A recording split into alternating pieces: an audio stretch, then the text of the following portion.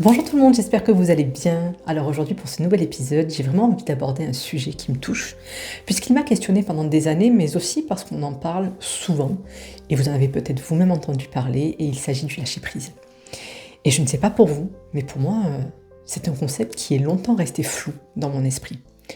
Alors, ça fait quelques années maintenant que j'ai traversé cette notion de lâcher-prise, mais je peux quand même constater, autour de moi et dans mes accompagnements notamment, que nombreuses sont les personnes pour lesquelles cette expression ne veut vraiment rien dire du tout. Combien d'entre nous se sont retrouvés en difficulté et ont entendu de la part de leurs proches: lâche prise, ne te prends pas la tête, ce n'est qu'une question de temps, laisse le temps faire les choses. Et c'était pour moi les pires phrases que l'on pouvait me sortir parce que j'avais cette sensation d'être complètement stupide. Parce que je n'arrivais tout simplement pas à comprendre, dans ces moments-là, ce que l'on attendait concrètement de moi. Comme si je pouvais simplement décider de me réveiller un matin et de ne plus avoir les mêmes habitudes qu'avant et être en capacité de juste lâcher prise. Sauf que ce qu'on ne vous dit pas, c'est qu'il y a un fossé entre se dire dans sa tête je dois lâcher prise et le faire réellement.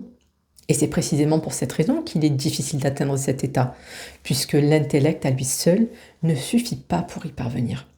Si c'était une simple question de volonté, on ne serait pas aussi épuisé et frustré. Et si je fais cette vidéo, ce n'est pas pour vous vendre une méthode de plus, car je sais parfaitement qu'on ne décide pas de lâcher prise après avoir écouté 10 minutes de podcast. Et ça serait clairement vous mentir, mais surtout manquer de respect à la complexité de la situation que vous traversez. Le but est davantage de vous exposer ici les étapes de ce processus que j'ai pu identifier à travers mon expérience et celle des professionnels et des particuliers que j'accompagne. Alors je le précise, ce ne sont pas des paliers que vous allez obligatoirement traverser ou franchir de la même manière. C'est un peu finalement comme le deuil. Chaque trajectoire est strictement individuelle. Mais ce sont en tout cas des marqueurs qui permettent de comprendre où l'on se situe. Alors pour commencer, ce qu'il faut savoir, c'est que le refus de lâcher prise, à la base, c'est un mécanisme de défense. C'est une stratégie de contrôle qui s'est mise en place pour répondre à une insécurité ou à une peur. Et pour s'en extraire, la volonté elle seule ne suffit pas, car il faut d'abord comprendre la logique de votre propre fonctionnement et ce que ce besoin de maîtrise tente de protéger chez vous, pour pouvoir enfin agir sur le blocage, qui lui-même trouve souvent racine dans notre propre structure et dans notre propre histoire de vie. C'est-à-dire que pour certains, le contrôle a parfois été la seule stratégie de survie efficace. C'est ce qui a permis de réussir, de surmonter des crises ou de s'adapter à un environnement instable. Si par exemple, vous avez été déçu par le passé, si vous avez été trahi au moment où vous aviez précisément besoin de soutien, votre inconscient a intégré l'idée que vous ne pouviez compter sur personne. Et sans le savoir, vous tombez dans une forme d'hypervigilance qui vous laisse avec la certitude que si vous ne faites pas les choses par vous-même, rien ne fonctionnera. Parce que votre expérience vous a prouvé que l'autre pouvait être défaillant. Et le problème, c'est que l'inconscient confond lâcher prise et le fait d'abandonner. Et résultat, vous vous infligez une pression de dingue pour garder la tête hors de l'eau. Et pour sortir de ce cercle vicieux, vous devez d'abord réaliser que ce besoin de tout contrôler n'est pas un trait de caractère. C'est une réponse à une insécurité que vous avez réellement traversée. C'est pour ça que je ne suis pas trop fan des gens qui disent c'est ta personnalité ou c'est ton caractère. Parfois, ce n'est pas du tout le cas. Et c'est pour cette raison qu'il est important, comme je disais, de faire ce travail finalement de compréhension. Et une fois qu'il est fait, ce travail-là, et que vous êtes remonté à la source, alors est-ce que les choses vont forcément changer? Eh bien non. Parce que ce qu'on ne vous explique pas, c'est que le lâcher-prise ne commence pas dans votre tête. La plupart du temps, il commence dans votre corps. Et c'est une réalité physiologique. Le lâcher-prise s'impose à vous au moment précis où vous avez littéralement tout essayé. Quand vous avez tenté d'enfoncer toutes les portes, quand vous avez tout fait pour ne pas être quitté, pour sauver ce qui pouvait encore l'être, et que vous voyez bien que rien n'a bougé et que parfois même tout a empiré. C'est dans cet épuisement total que le corps finit par dire stop. Et à ce moment-là, ce n'est pas encore une fois votre volonté qui fait défaut, c'est votre système nerveux qui sature. Il n'a simplement plus les ressources nécessaires pour porter une charge qui ne lui appartient pas. Et quand je parle de ressources, Ce n'est pas un mot que je balance au hasard. Quand vous restez sur le qui-vive, quand vous restez dans le contrôle afin que rien ne vous échappe, votre cerveau vient littéralement puiser dans vos ressources physiques pour maintenir cette tension. Et ce qu'il risque de se passer dans ce cas, eh bien, c'est comme n'importe quel moteur qui tournerait en sur-régime sans carburant.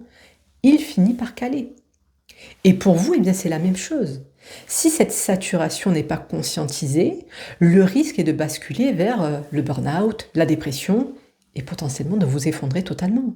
Et ce qui est intéressant, c'est que j'ai un consultant qui m'a dit « Mais Myriam, si j'en arrive au burn-out et que je ne peux plus rien contrôler, c'est bien la preuve que j'ai lâché prise, non ?» Eh bien, elle est là toute la nuance. Car la différence entre l'effondrement et le lâcher prise, c'est le choix. Le choix entre décider de subir la situation ou bien décider d'un arrêt conscient. L'effondrement, c'est quand vous persistez dans la résistance jusqu'à ce que votre corps, votre mental atteignent leurs limites.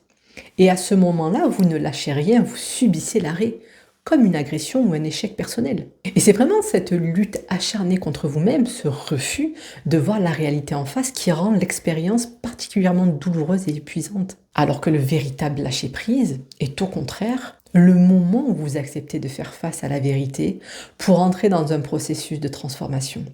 C'est-à-dire que vous quittez un état de survie qui vous coûtait plus qu'il ne vous apportait, pour laisser place à une phase de récupération, souvent dans le cadre d'une démarche thérapeutique. Et c'est là que vous apprenez à ne plus subir cette saturation, mais à la traverser. Vous apprenez à rediriger vos ressources et vos choix sans que la peur de perdre le contrôle n'ait plus de prise sur vous.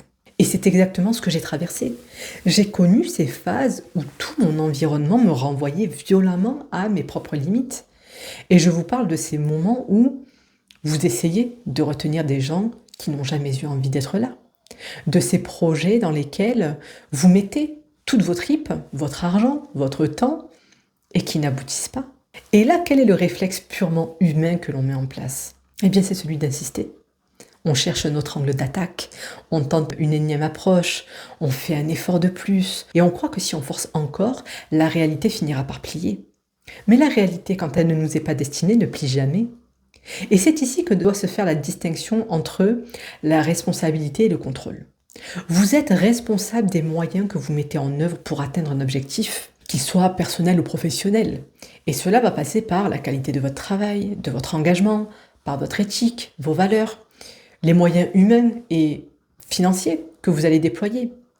Mais il est important de garder à l'esprit que vous ne contrôlez jamais le résultat final. Jamais. Vous savez, pendant les longues années durant lesquelles je n'arrivais pas à lâcher prise et que je tentais de maîtriser mon environnement, mes propres rêves essayaient de me prévenir bien avant que je ne sois prête à l'entendre. Alors déjà, il faut savoir par exemple que dans les rêves, l'eau, la mer, les rivières représentent parfois notre état émotionnel. Et en songe, je me voyais systématiquement nager à contre-courant, être dans un bateau pris dans la tempête, ou bien je tombais dans une mer sale et houleuse. Et tout cela reflétait mon instabilité émotionnelle, mais révélait surtout ce que mon incapacité à lâcher prise provoquait comme remous intérieurement. Mon inconscient agissait finalement comme un lanceur d'alerte. Il me montrait que j'étais en train de me noyer dans mon besoin de tout maîtriser. Concrètement, c'était un peu comme s'il me parlait et qu'il me disait tu te bats contre l'océan, mais l'océan gagne toujours. Et puis il y a eu ce moment de rupture, lors du décès de mon grand-père. C'est là que j'ai réalisé que j'avais littéralement épuisé toutes mes options. J'avais eu pourtant des rêves qui m'annonçaient sa fin, des rêves qui me précisaient même de quoi il allait mourir. J'avais l'information et j'ai même prévenu mes proches en pensant naïvement que je pourrais changer le cours des choses. Jusqu'au jour où j'ai compris que mes rêves n'étaient pas là pour m'éviter la catastrophe, mais pour me préparer à la traverser. Car contrairement à ce que je pensais, rien ne dépendait de moi, absolument rien. Et c'est lorsque je suis arrivée à bout de mes propres forces que ma foi a cessé d'être une théorie ou un concept pour devenir mon alliée la plus précieuse. Et c'est par ce biais que j'ai pour ma part compris que l'on peut tout savoir, tout anticiper et n'avoir pourtant aucun pouvoir sur le dénouement final. Mais j'ai surtout appris à accepter l'idée qu'il existe des limites qui, même si elles ne se voient pas, elles sont bien là. Et que nous n'avons aucun moyen de les faire reculer ou de les contourner. Celles et ceux qui me suivent depuis longtemps savent que je suis croyante. J'ai toujours été. Mais pour être honnête, je vivais comme si Dieu n'était qu'un spectateur. Je priais, certes, Mais je continuais à agir comme si ma réussite ou mon bonheur ne dépendait que de mon acharnement. Quand tout allait bien, par exemple, je remerciais Dieu pour ses bienfaits. Et quand ça n'allait pas, je lui demandais de l'aide. Mais à aucun moment je n'admettais qu'il était le seul à détenir les clés, qu'il était le seul à décider si une porte devait s'ouvrir ou rester fermée. Et j'ai vécu le véritable lâcher-prise le jour où j'ai compris, non pas avec mon cerveau, mais avec mes tripes, que c'est lui qui gère le plan global, que mon rôle à moi est de faire ma part, de donner le meilleur de moi-même et de m'en remettre à lui pour tout le reste. C'est ce que l'on pourrait finalement appeler la délégation de compétences. C'est accepter de faire le job, de semer les graines, sans avoir de prise sur la météo, et donc de ne pas savoir si l'on récoltera vraiment quelque chose un jour. Et à partir du moment où on intègre cela, le rapport au travail, aux relations change du tout au tout. C'est-à-dire qu'on peut enfin travailler dur, mais sans cette angoisse du résultat, parce qu'on sait que le filet de sécurité est là, et même si parfois le dénouement n'a au final aucun lien avec ce pourquoi on a tant lutté à la base. Et ce sont pourtant des choses que l'on m'a répétées à de nombreuses reprises, mais il ne suffit pas de l'entendre de la bouche des autres pour pouvoir le mettre en œuvre. Il faut les vivre. Et ce que je trouve assez triste finalement, c'est qu'il faut parfois aller au bout de l'épuisement. Il faut que l'ego soit mis au pied du mur pour enfin demander de l'aide. Et peut-être que ce que je vais vous dire va faire écho en vous, mais avant par exemple, j'avais cette tendance à m'obstiner sur une seule voie. J'étais convaincue qu'elle était la seule valable. Et avec le recul, je pourrais me dire que j'ai manqué des opportunités incroyables à cause de ça. Parce que je ne voyais pas les autres portes qui s'étaient ouvertes juste à côté. Mais en réalité, cet aveuglement, lui aussi, a servi mon parcours. C'est cet acharnement, c'est cette concentration sur un seul chemin qui m'a permis d'avancer et de devenir la femme que je suis aujourd'hui. Ce que je veux dire, c'est que rien n'a été perdu. Mon obstination d'hier était le moteur nécessaire pour arriver à la compréhension d'aujourd'hui. C'est-à-dire que tout était à sa place, mes efforts, mes erreurs et même les opportunités que je n'ai pas su voir. Ce que je veux dire par là, et ça va peut-être vous sembler paradoxal avec l'ensemble de cet épisode, mais c'est qu'il n'y a pas à culpabiliser de ne pas avoir lâché prise plus tôt. Car ce que vous avez vécu ou ce que vous vivez vous mène à ces questionnements aujourd'hui. Et vous savez, le poète Rumi a écrit une phrase qui prend tout son sens ici et qui est « La blessure est l'endroit par lequel la lumière entre en vous ». Et c'est précisément ce qui se joue dans le processus du lâcher-prise. Pendant des années, vous avez camouflé vos failles pour tenir debout, sans savoir que vous fonctionniez contre vous-même. Mais dès lors que vous décidez enfin d'arrêter de lutter, la fissure se révèle. Les douleurs que vous aviez occultées, celles qui étaient finalement cachées derrière cette obsession de maîtriser les gens et la vie, apparaissent enfin.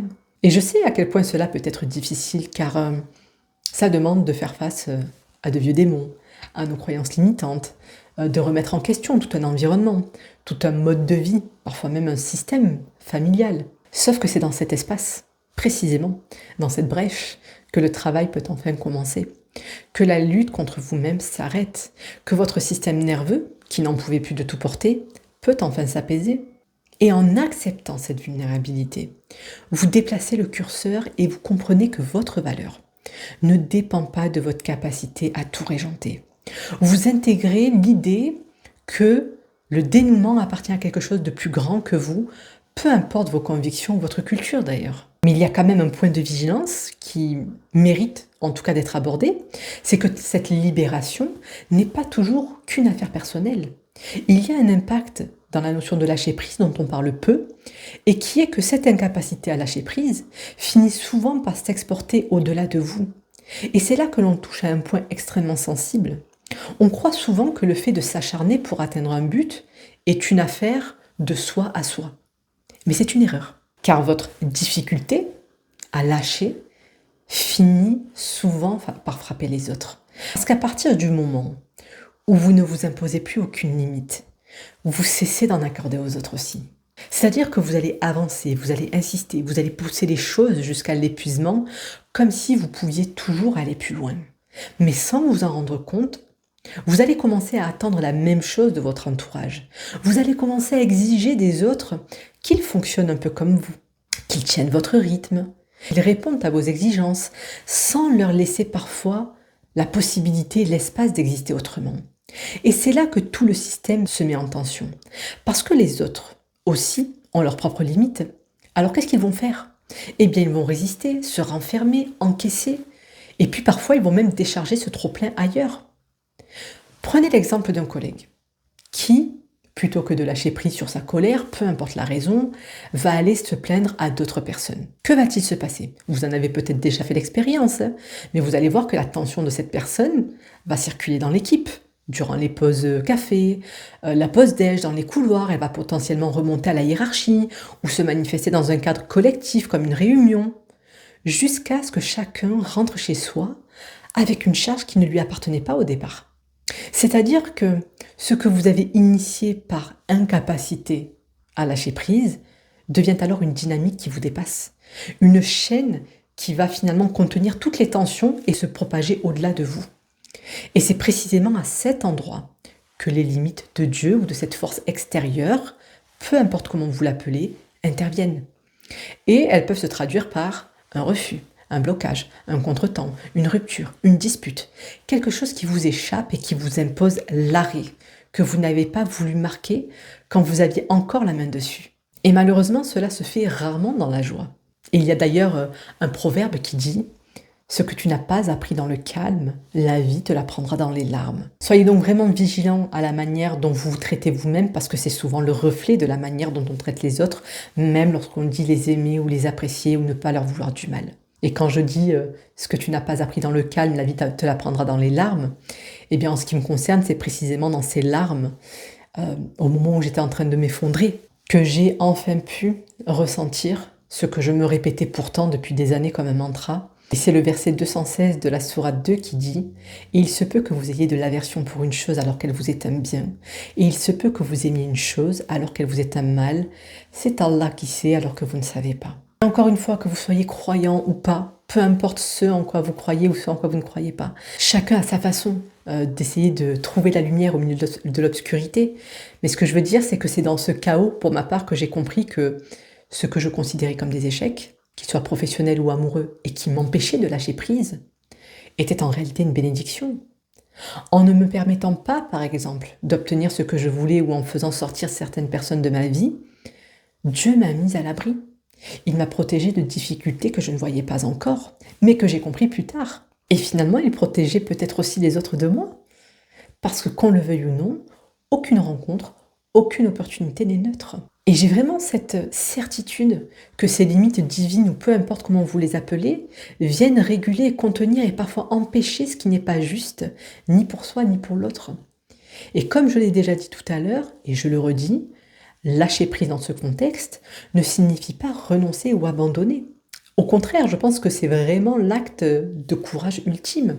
C'est avoir la force de dire « J'ai fait tout ce qui était en mon pouvoir, j'ai donné ce que j'avais à donner, et maintenant j'accepte que la suite ne m'appartienne plus. » En islam, c'est ce que l'on appelle le tawakkul.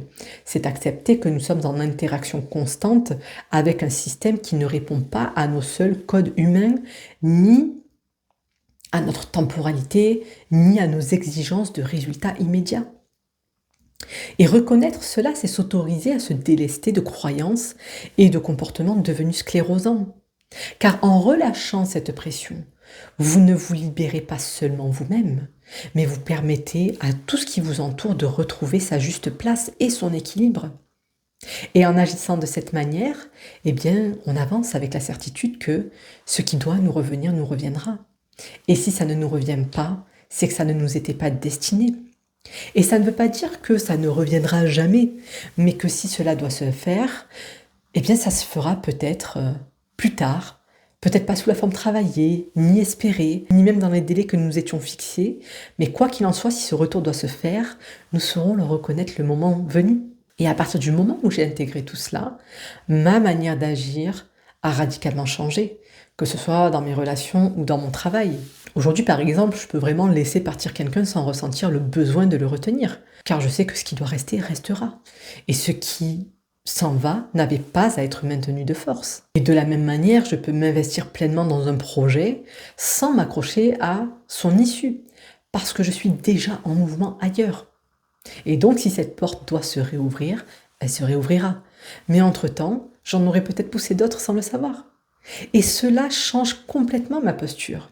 Je ne suis plus dans une logique de manque, mais dans une forme d'ouverture. Et d'ailleurs, c'est peut-être en ça que le lâcher-prise a été très salvateur pour moi parce qu'il m'a vraiment permis d'avoir un autre rapport au conflit. Et j'ai remarqué que je n'étais plus comme à l'époque d'ailleurs, dans cette peur d'être rejetée, d'être enfermée, de mal faire les choses, d'avoir le mauvais rôle, parce que j'ai compris que le regard que l'autre porte sur moi lui appartient.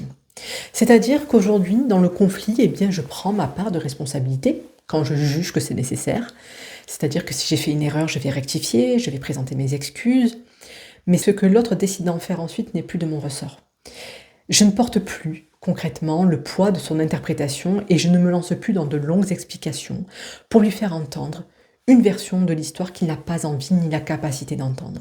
Et en même temps que je suis en train de vous parler, il y a autre chose qui me vient, vous allez vous dire, mais Myriam, elle passe toujours du coq à l'âne de cette manière. C'est peut-être mon lâcher-prise qui me permet aujourd'hui de naviguer de la manière que je trouve la plus confortable pour moi. Mais là où mon lâcher-prise s'est vraiment révélé, c'est dans mon rapport à l'argent.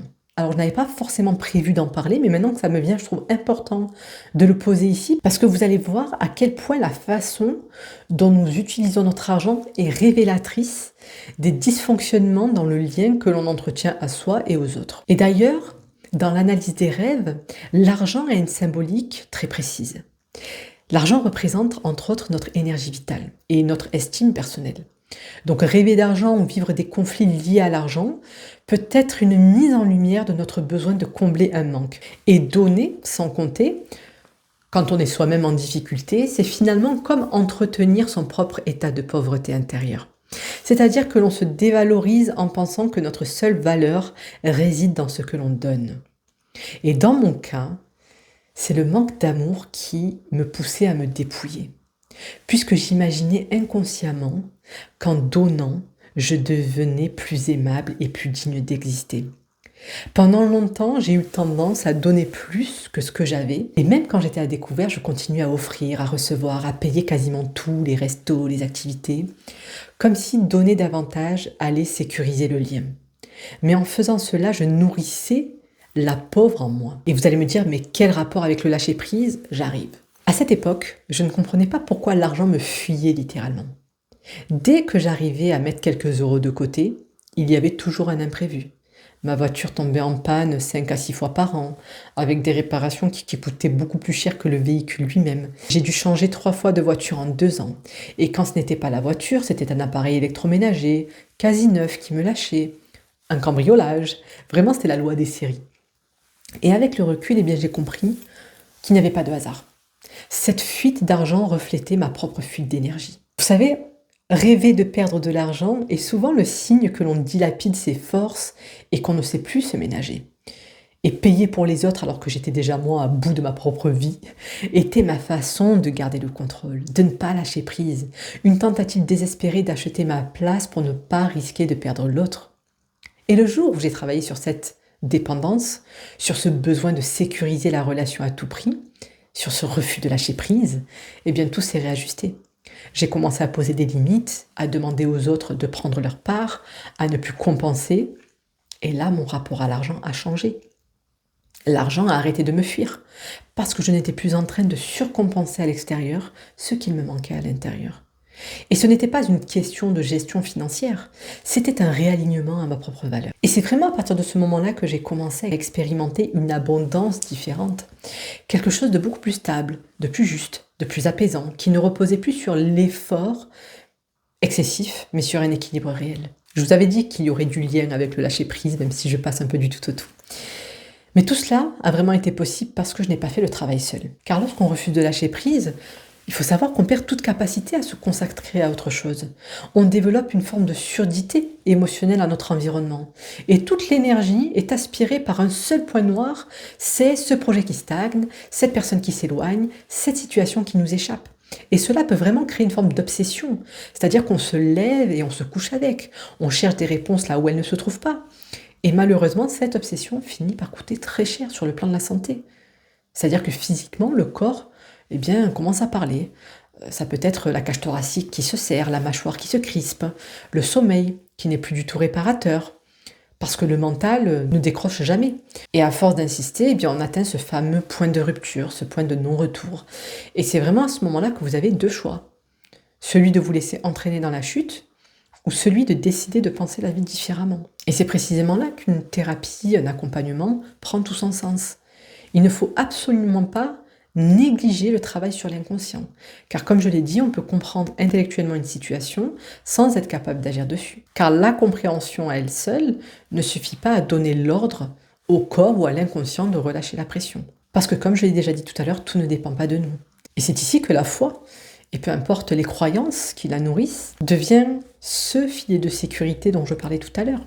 Il est vrai que dans mon cheminement, c'est Dieu pour moi qui a été mon pilier. Et aujourd'hui encore, j'ai développé une forme d'automatisme. C'est-à-dire que dès que je me sens déçue ou frustrée par la vie, par les événements, par les gens, et que je sens que je pourrais retourner dans d'anciens schémas, eh bien je me rappelle à sa présence. C'est vraiment devenu un réflexe. Et ce qui est vraiment dingue, c'est que le ressenti dans le corps est instantané. Car lorsque je m'accroche à quelque chose, que je ne lâche pas prise, et que je finis à ce moment-là à me rappeler que Dieu est aux commandes, et que c'est lui qui peut améliorer ma situation ou me faire changer de trajectoire, physiquement, je ressens cette pression redescendre. Mon front se relâche, mes épaules retombent, mes traits du visage sont moins fermés, mon regard change. Je recommence à respirer normalement. Vous allez me dire, mais qu'est-ce qu'elle raconte celle-là?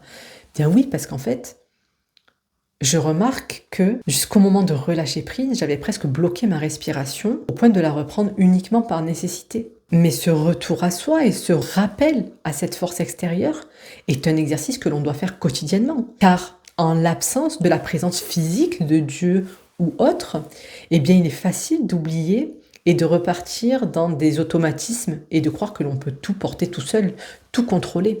Et je le redis, pour certains, le repère ne sera pas Dieu, ça sera une valeur, une conviction, un ancrage intérieur. Et je sais que pour d'autres, cette dimension spirituelle peut paraître hors sol.